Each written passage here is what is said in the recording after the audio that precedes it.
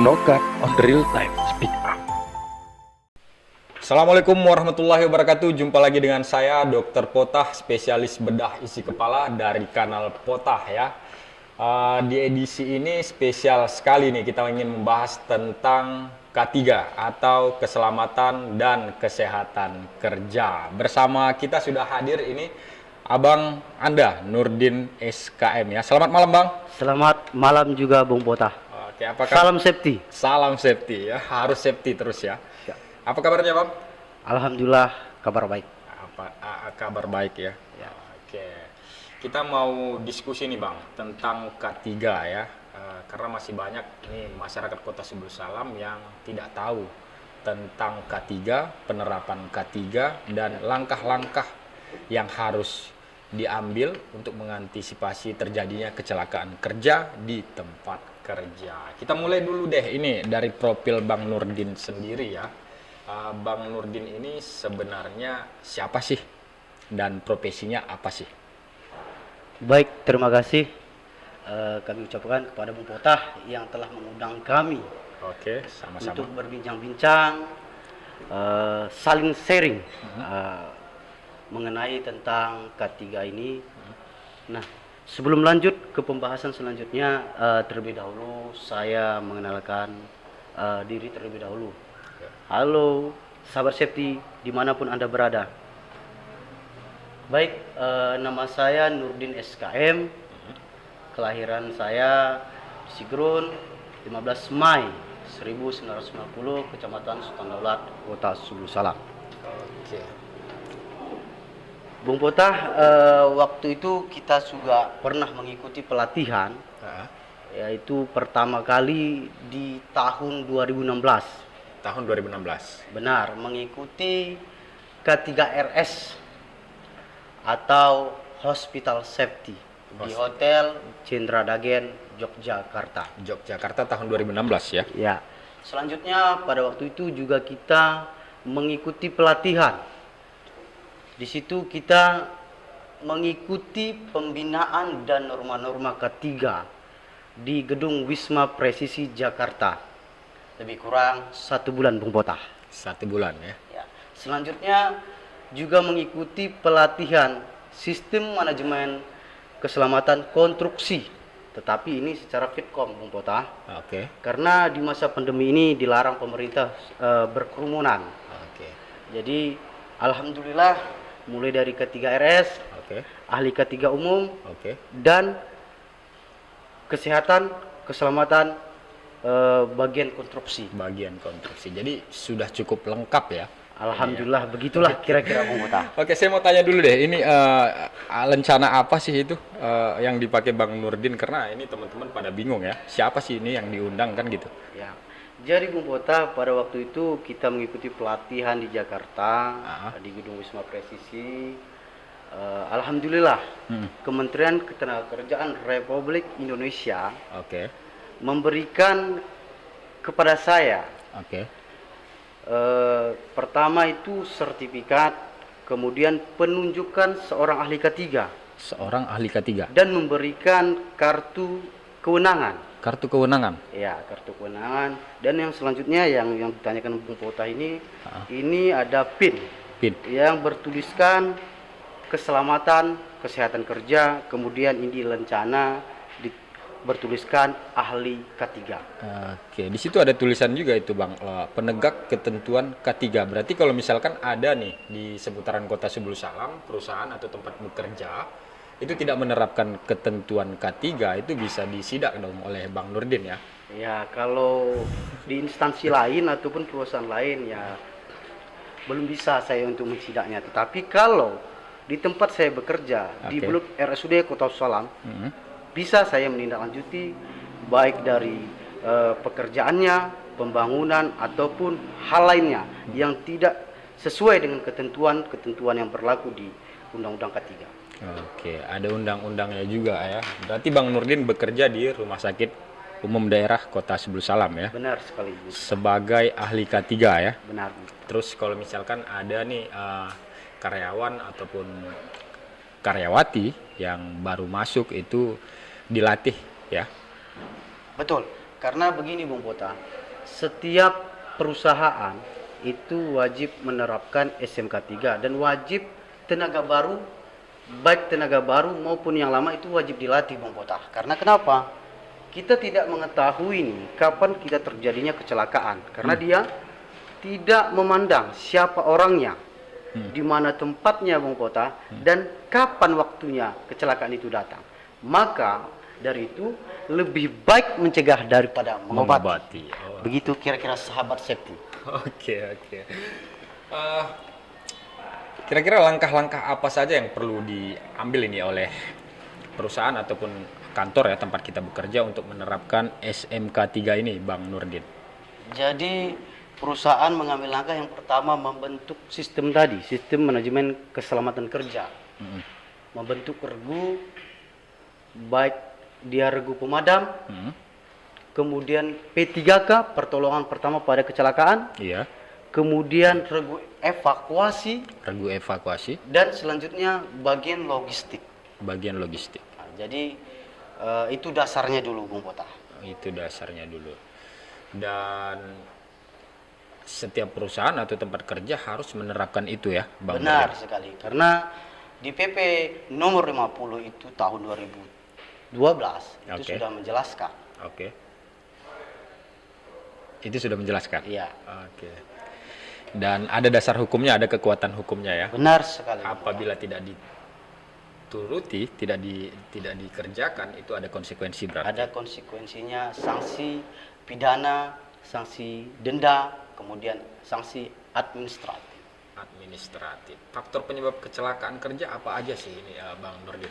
Jadi begini Bung Pota, ada 3 faktor terjadinya kecelakaan kerja. Yang pertama itu humannya, manusianya. Nah, manusianya ini bisa saja dia ceroboh, kemudian ketidaktahuan. Mungkin di suatu instansi ataupun di perusahaannya itu tidak memiliki rambu-rambu. Iya.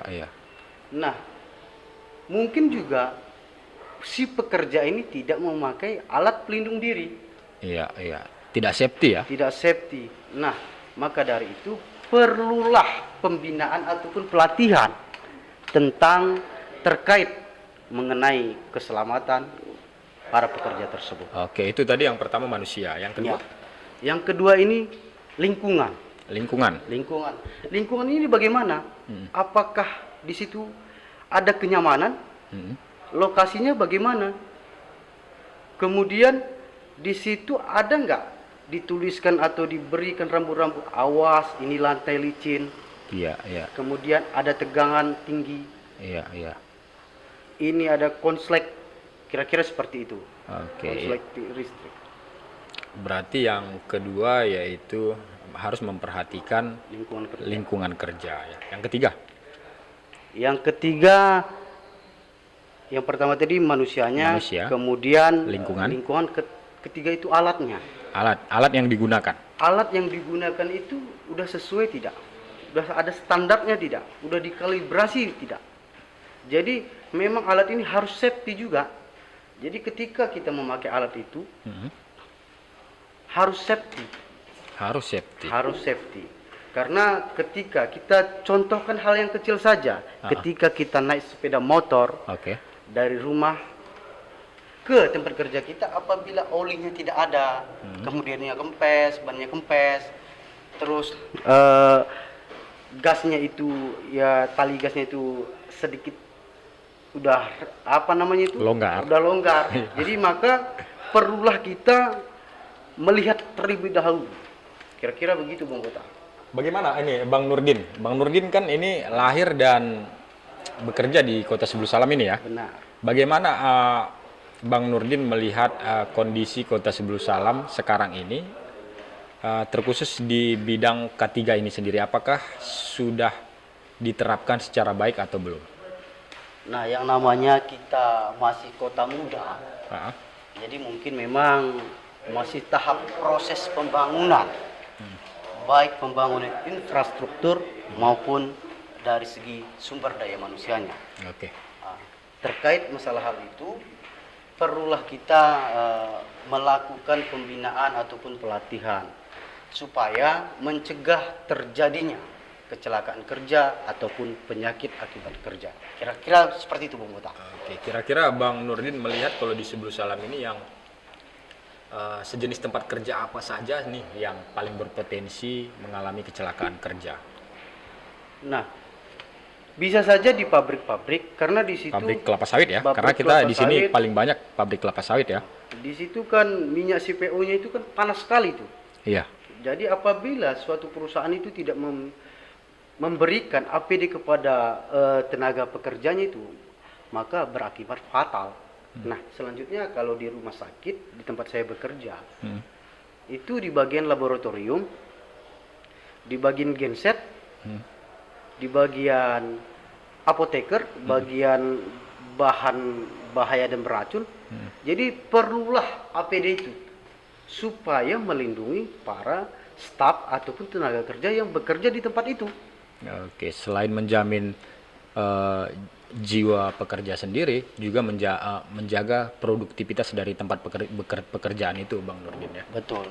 Nah, kami juga sudah melakukan beberapa kali pelatihan tentang ketiga ini, baik dia tenaga PNS ataupun non PNS, baik dia yang baru masuk.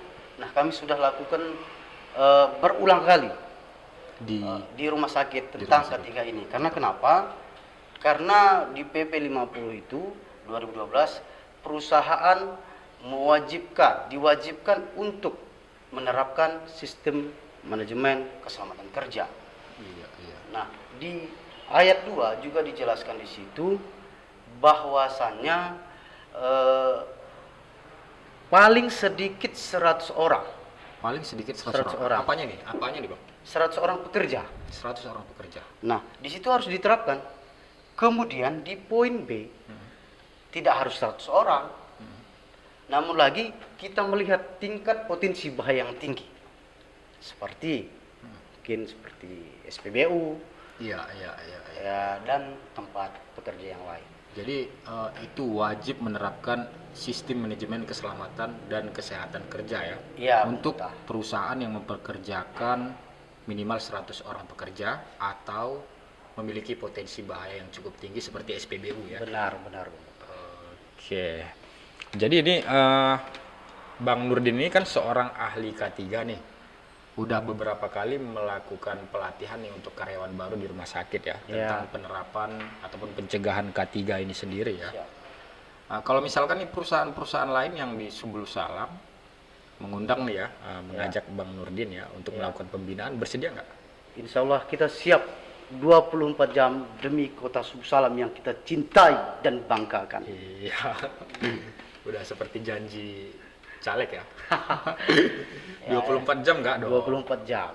Ya, kita siap, tapi kita atur jadwalnya. Kira-kira begitu, Bang Pota. Nggak mungkin kita jam 12 malam gitu. Oke.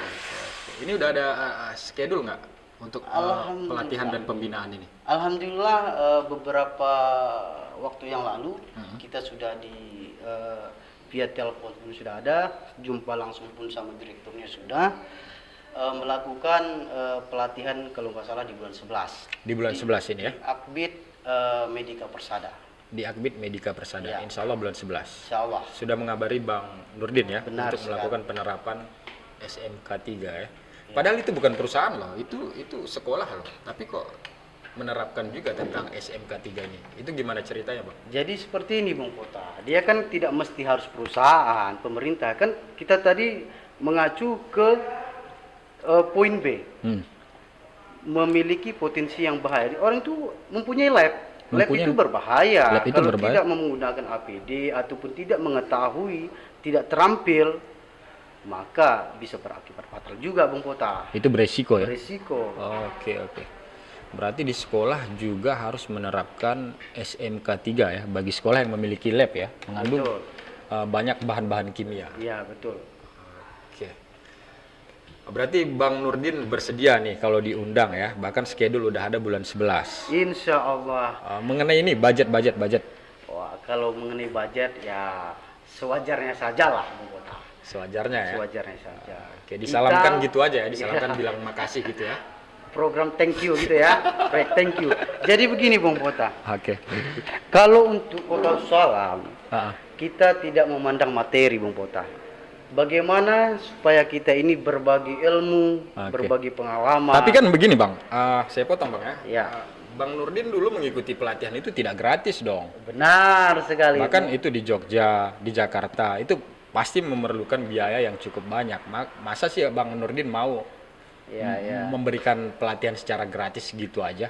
Ya, bukan materi saja, waktu dan pikiran kita kuras di situ. Oke. Jadi saya Bung Pota, demi untuk sumber daya manusia di Kota Salam, untuk memajukan ataupun mengembangkan kita siap, walaupun ya hanya sewajarnya. Karena kenapa?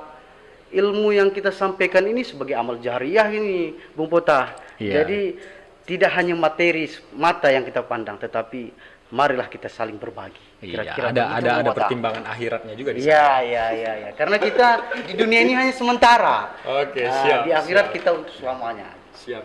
Itu kalau kita tahu kemarin begitu Bang, itu kayak saya rasa ya, karena ini kan beberapa waktu yang lalu ada juga nih program pelatihan ya tentang K3 juga dari instansi BPBD kemarin ya. Ya, Sekitar 120 orang personil damkar itu dilatih ya. oleh instruktur, itu langsung didatangkan dari Jakarta Bang. Empat orang Bang. 4 orang ya. Nah, kalau kita tahu kemarin ya Bang Nurdin ternyata seorang ahli K3 atau kalau BPBD mungkin tahu kemarin ya, Ya. Bang Nurdin itu seorang ahli K3 dan bisa modal thank you, kayaknya anggaran kita bisa lebih hemat itu Bang. Nah, itu di luar naluri saya itu Bung Pota. Jadi intinya Bung Pota, demi Kota Salam ini kita siap untuk ya saling berbagi, kemudian ya saling berbagi pengalaman juga demi ya meningkatkan dan memajukan sumber daya manusia yang ada di Kota Salam ini. Oke. Apalagi nih Bang ya tentang K3 ini, seberapa penting sebenarnya K3 ini diterapkan di tempat kerja Bang? Untuk K3 ini seberapa penting?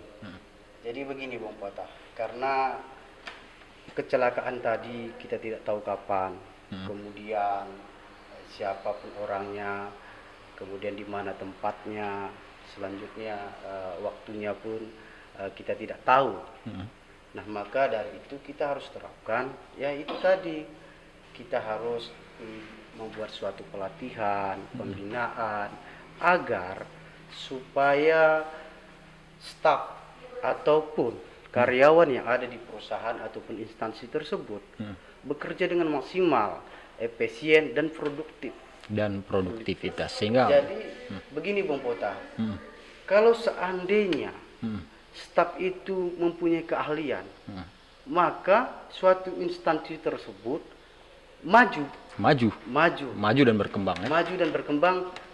Kalau kita berbicara ekonomi, baik dia untuk kerugian itu, jadi berkurang dia kerugian dari perusahaan tersebut. Karena kenapa? Kalau seandainya dia tidak mengetahui, maka terjadilah kerugian-kerugian tersebut. Bahkan bukan itu saja, bahkan sampai merenggut nyawa seseorang. Bisa mengakibatkan korban jiwa Bang ya. Bisa mengakibatkan korban jiwa. Seperti itu Bung Kota. Jadi antisipasi perusahaan itu harus benar-benar ya, benar-benar bertanggung jawab ya terhadap karyawan yang dipekerjakannya ya. Benar sekali Bung Kota. Oke Bang Nurdin ya, kayaknya nggak terasa nih waktu kita udah habis ini. Terima kasih atas ilmunya nih ya Bang Nurdin ya. Kita berharap lah semoga di tempat-tempat kerja di Kota Sebul Salam ini mampu menerapkan tentang sistem manajemen keselamatan dan kesehatan kerja Bang ya. Jadi Bung Pota ya kan, saya juga mengucapkan terima kasih juga karena telah mengundang saya berbincang-bincang, berbagi ilmu, berbagi pengalaman. Perlu juga diketahui bahwasannya dasar hukum itu Undang-Undang Nomor 1 Tahun 70, kemudian Undang-Undang Nomor 13 Tahun 2003 tentang ketenagakerjaan, kemudian PP nomor 50 tahun 2012 tentang penerapan SMK 3 atau Sistem Manajemen Keselamatan Kerja.